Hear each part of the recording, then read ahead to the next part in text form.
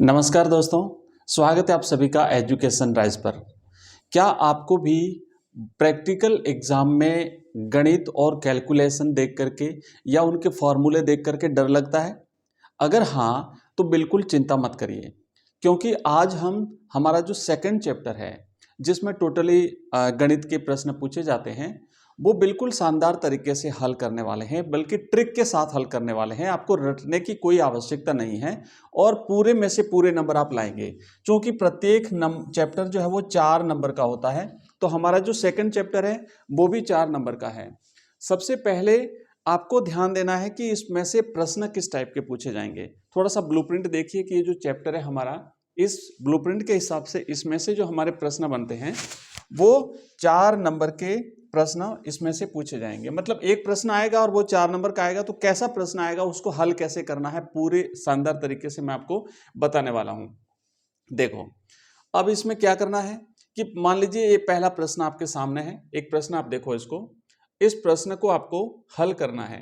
तो ये प्रश्न जो आपके सामने है कि सबसे कॉमन प्रश्न होता है, ध्यान देना। ये प्रश्न इस तरीके से आपके परीक्षा में पूछे जाएंगे कि नीचे दी गई तालिका में श्रमिकों की दैनिक मजदूरी दी गई है ना, और प्रत्यक्ष विधि का उपयोग करते हुए आपको माध्य की गणना करनी है। तो बिल्कुल सिंपल सा प्रश्न है, हमें माध्य ज्ञात करना है। उसके लिए हमें क्या क्या चीजें चाहिए वो सारी चीजें बता देता हूं। सबसे पहले तो हमारे पास वर्ग दिया हुआ है, उसके बाद हमारे पास फ्रीक्वेंसी दी हुई है। ठीक है, वर्ग है, आप देख रहे हो 50 से 70, 70 से 90, 90 से, ये प्रश्न दिया हुआ है। फ्रीक्वेंसी आपके सामने दी हुई है। अब हमें इसको ज्ञात क्या करना है, सबसे पहले हमें इसका मध्य बिंदु x ज्ञात करना है। अभी मैं टेबल आपको इस कैसे बनानी है वो नेक्स्ट स्लाइड पर अपन देखते हैं। x ज्ञात करना है, उसके बाद फिर हमें f(x) ज्ञात करना है, और एंड में आपको ये लगा देना है फॉर्मूला, और इस फॉर्मूले से आपका आ जाएगा उत्तर। बड़ी शानदार एक आपको इसमें तरीके से इसको हल करना है। चलिए आगे बढ़ते हैं स्टेप बाय स्टेप।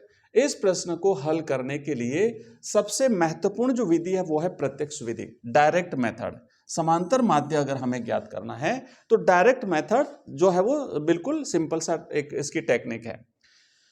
अब देखो कि यहां पे हमें जो मध्य बिंदु x ज्ञात करना है, तो ये हमने x ज्ञात कर लिया। अब टेबल बना लीजिए, यहां पे हम वर्ग ये हमारे पास दिया हुआ है, इसके बाद आवृत्ति ये भी हमारे पास दी हुई है। अब हमें मध्य बिंदु ज्ञात करना है, तो आप देख पा रहे हैं कि 50 और 70 का मध्य बिंदु क्या है, 60 है। इसका मध्य बिंदु क्या है, 80 कर दिया। अब हमें fx ज्ञात करना है, तो इसको और इसको हमने क्या कर दिया, मल्टीप्लाई कर दिया, तो ये हमारा आ गया मध्य बिंदु। इनका योग हमने सिग्मा fx कर दिया और इधर हमने n निकाल दिया। यहां तक क्लियर हुआ। अब देखो आगे क्या करना है, आगे हमें इसको हल करना है। तो हम इसको इस तरीके से हल करेंगे। सबसे पहले ध्यान देना कि सबसे पहले हमें इसका फॉर्मूला आपको याद होना चाहिए। फॉर्मूला क्या कहता है, तो सूत्र इसका आप याद रखिएगा। समांतर माध्य ज्ञात करने का सूत्र जो है वो बिल्कुल सिंपल सा है, x bar is equal to sigma fx upon n। अब हमें इसमें मान रखना है, तो सबसे पहले हमारे पास सिग्मा fx कितना आया हुआ है, 10,160। टेबल में देखा लास्ट में हमने पिछली बार पे यहाँ पे जो आया था मान, और n हमारे पास कितना है, तो n हमारे पास है 99। ठीक है, फ्रीक्वेंसी का टोटल जो हम करते हैं वो n हो गया। तो अब सिंपल सा फॉर्मूला अप्लाई कर दो, और इस फॉर्मूले को अप्लाई करते ही हमारे पास ये आ गया उत्तर। तो ये हो गई दैनिक मजदूरी। समझ में आया, श्रमिकों की औसत दैनिक मजदूरी 102.6 रुपए आ गया। आया समझ में। चलिए चलते हैं नेक्स्ट प्रश्न पे। ध्यान देना कि ये जो हमारा अगला जो प्रश्न है ना, इसमें 90% बच्चे गलत करते हैं। 90% बच्चे गलत करते हैं। माध्यिका ज्ञात करने का, जो मीडियन ज्ञात करने का है, तो मीडियन ज्ञात करने वाले में प्रश्न में आपको गलती नहीं करनी है। आपको 90% बच्चों में नहीं, बल्कि वो जो सही करने वाले जो 10% बच्चे हैं उसमें शामिल होना है।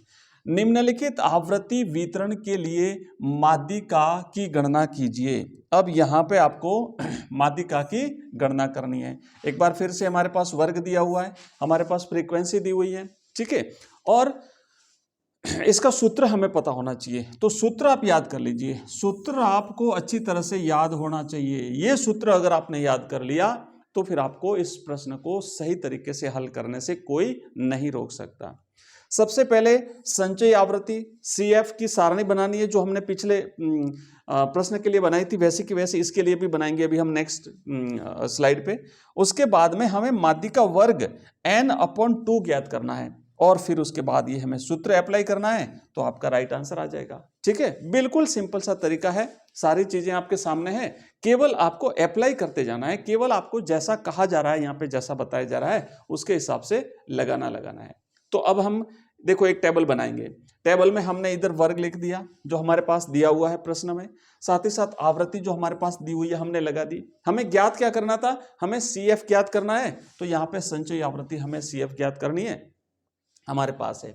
अब देखो हमें क्या करना है कि हमारा जो n है ना, n जो हमने ज्ञात किया है, कैसे ज्ञात किया है कि यहाँ पे आप देखेंगे जो n है हमें ज्ञात करना है, तो इसको हमने, हमारा n आ गया 25 आया ना, तो 25 से ठीक बड़ी संचयी आवृत्ति कौन सी है, 37 वाली है। यहाँ पे आप देखेंगे 25 से, क्योंकि 21 और उसके जस्ट बाद 37 है, तो 37 वाली लाइन में हमें आना है। इसका जो वर्ग है वो क्या है, तो 80 और 90 है, आप समझे।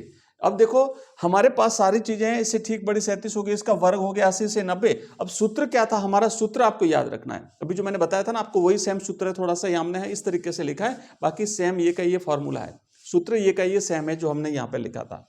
अब यहाँ पे जो L है ना, ये इस तरीके से जो बना है, ये लोअर लिमिट कहलाती है, प्लस I/F, फिर कोष्टक आ जाएगा n/2 - C, और इसको इस तरीके से हमें अप्लाई करके, इसका फॉर्मूले को अप्लाई करके और हम इसका आंसर निकाल देंगे। तो जो मान हमारे साथ आया था, लोअर लिमिट हमने यहाँ पे लिख दी 80, फ्रीक्वेंसी कितनी हो गई हमारी, F कितना हो गया इसके जस्ट इस वाली लाइन में देखो 16, इसके बाद में देखो प्लस हमने 10 ये अप्लाई किया और ये हमारा आंसर यहाँ पे आ गया। ठीक है, चलिए आगे बढ़ते हैं नेक्स्ट, और अगला हमारा तीसरा प्रश्न हल करते हैं। तीसरा प्रश्न है अप्रत्यक्ष विधि। अब देखो बाई चांस कभी प्रश्न अगर टफ आ गया तो हमें एक और अल्टरनेट हमारे पास होना चाहिए।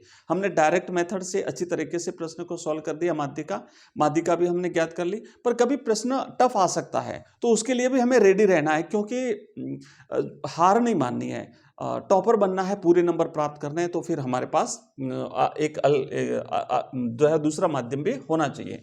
तो कल्पित माध्य विधि का प्रयोग करते हुए हमें माध्य की गणना करनी है। यहाँ पे हम अप्रत्यक्ष विधि इनडायरेक्ट मेथड का यूज करेंगे। तो कल्पित माध्य A = आप 100 मान लीजिए, और आपके हल करने का फॉर्मूला आपके पास यहाँ पे दिया है। इसमें विचलन जो है ना, डेविएशन = x - a आपको निकालना होगा, और सूत्र आपको ये वाला फॉर्मूला लगाना है, आपका आंसर जो है वो बिल्कुल राइट हो जाएगा। तो चलिए कल्पित माध्य विधि का प्रयोग करते हुए हमने, हमारे पास वर्ग अंतराल ये दिया हुआ है, इसके बाद फ्रीक्वेंसी है, इसके हमने मध्य बिंदु निकाल दिया, उसके बाद हमने डेविएशन निकालना है, x - a कर दिया हमने, और उसके बाद में ये हमारा जो कल्पित माध्य हमने 100 माना है। ठीक है, तो 100 में से हमने x घटा दिया, ये -60 में आ गया, फिर इसको हमने गुणा करके और इस तरीके से ये निकाल दिया यहाँ पे।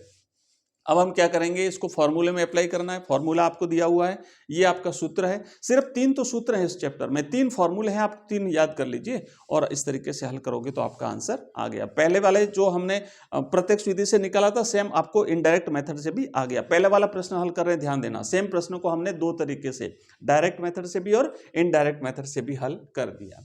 अब लास्ट में आपको क्योंकि वाइवा होगा, है ना, पता है आपको कि आपका 4 नंबर का जो वाइवा होगा, तो जो आपकी प्रैक्टिकल फाइल बनेगी, उस प्रैक्टिकल फाइल में से जो आपके प्रश्न पूछे जाएंगे आपसे वाइवा में, तो हो सकता है इसमें से कोई फॉर्मूला आपको पूछ लिया जाए। तो ये फॉर्मूले आप याद कर लीजिए, तीनों फॉर्मूले आपको याद होना चाहिए। जो माध्य ज्ञात करने का, एक तो प्रत्यक्ष डायरेक्ट मेथड है, उसका फॉर्मूला हो गया, उसके बाद माध्यिका ज्ञात करने, माध्यिका इनडायरेक्ट मेथड का है, उसका फॉर्मूला हो गया, और माध्यिका जो ज्ञात करनी है उसका फॉर्मूला आपको ये याद करना। तो 3 सिंपल से फॉर्मूले याद कर लीजिए। ये हमारा सेकंड चैप्टर था बच्चों, और इस सेकंड चैप्टर की पीडीएफ अगर आप चाहते हैं तो आप हमारा WhatsApp group, Telegram channel download कर लीजिए, ज्वाइन कर लीजिए, साथ ही साथ लिंक भी मिल जाएगा इस वीडियो के डिस्क्रिप्शन में। और हमने फर्स्ट चैप्टर कंप्लीट किया है, सेकंड चैप्टर हमने कंप्लीट कर दिया है। इसमें से और अगर कोई प्रश्न बन सकते हैं तो जो हमारा सेकंड राउंड होगा, मैंने पिछले क्लास में भी बताया था, उस सेकंड राउंड में हम बिल्कुल इसमें से छूटे हुए कोई प्रश्न है वो करेंगे, और पिछली परीक्षा में आए हुए प्रश्न भी हम सेकंड राउंड में हल करेंगे। नेक्स्ट जो हमारी क्लास होगी वो होगी थर्ड चैप्टर की, और उसके बाद होगी फोर्थ चैप्टर की।